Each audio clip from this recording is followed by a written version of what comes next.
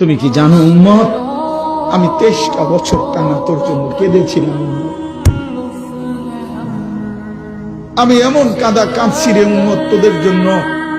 এশার নামাজের পরে দাঁড়াইছি, ফজরের আযান পর্যন্ত আমি আমার মালিকের কাছে তোদের জন্য, উম্মতের জন্য চোখের পানি ফেলে কাঁদছিলাম।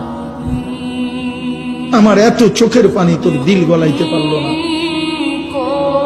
আমি তায়েফের পাথরের আঘাতে আমার পিঠটা চালনির মতো ছিদ্র ছিদ্র হয়ে গেছে রক্তে। আমি বুকে পেটে 2টা পাথর বাঁধছি ক্ষুধার কষ্টে। আমি উহুদের দান শহীদ করা রক্তে উহুদের ময়দানে পড়েছিলাম বেহুশ হয়ে। আমার ঘরের চুলায় 3 মাস রান্নার জন্য কোনোদিন চুলায় আগুন জ্বলে নাই।